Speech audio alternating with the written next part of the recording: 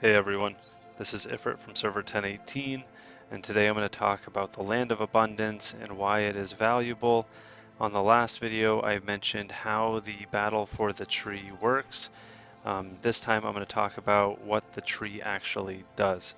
So, at the end of the War of Kings, the alliance that holds the tree for the longest period of time will be awarded the Land of Abundance for the next 7 days.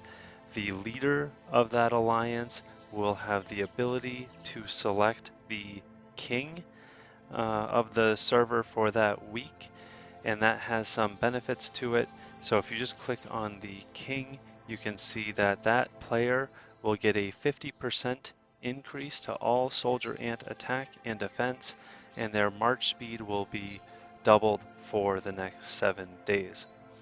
That king will have the ability to do a few different things. So on this screen, they will have battle awards that they can give out to certain players on the server, either in their alliance or not, which have some benefits like speed ups and some resources.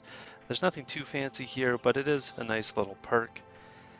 They will also get some benefits themselves, which are a little bit nicer because they get a tertiary egg, some advanced teleport, some small spores, and some resources as well.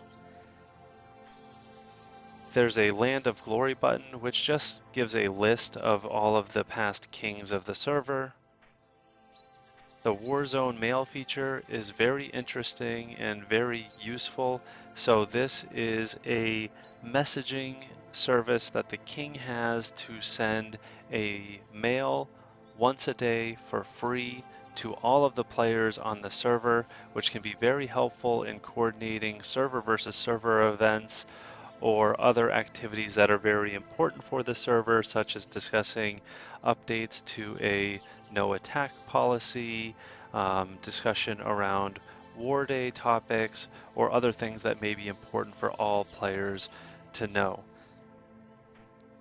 And then lastly, there's something called the King's Privilege. You can't see anything here yet because we haven't started, but there will be perks that the King can use to support all alliances on our server in server versus server. As an example, some of them involve peaceful gathering. So during gathering day, the king could activate it and it will not allow for any players to attack our gathering tiles. So we can be protected from any players that may want to be annoying and attack us when we're gathering that would hurt our server versus server points.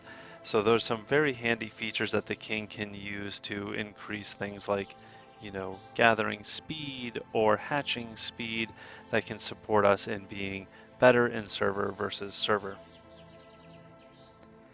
There's some other positions which are beneficial, so the king will then appoint all of the other positions that they would like. The positions on the top in red are all positive. So as an example, they usually give benefits to either resource output, hatch cost, building speed, evolution speed, soldier ant attack damage, and defense. There's a lot of good perks here which you can go and click on and explore for yourself, but they're very beneficial, and in the beginning I would expect the king will usually give them to their own alliance, and then moving forward, whichever alliance holds the tree will give them to their own players. Sometimes they'll award them to allied alliances who support them in the tree event or in other activities, just as a good faith measure to show that the teams are working together. There are also punishments below, so for any nuisance players on the server who are, for example, attacking gathering nodes or zeroing bases or breaking NAP, they can be punished with a bunch of different debuffs, which are really not nice, that will hurt them for the entire week. And you really don't want to have one of these. This is one in particular that is really unpleasant, but also nice to award to someone who is a pirate and attacking different players across the server, because this one in particular has a debuff, which means if a player attacks you, they are not allowed to use a shield for 1 hour after they last attacked. So that's a nice one to award to people who are really being problematic attackers on the server, but there's a lot of other debuffs which you can explore on your own as well.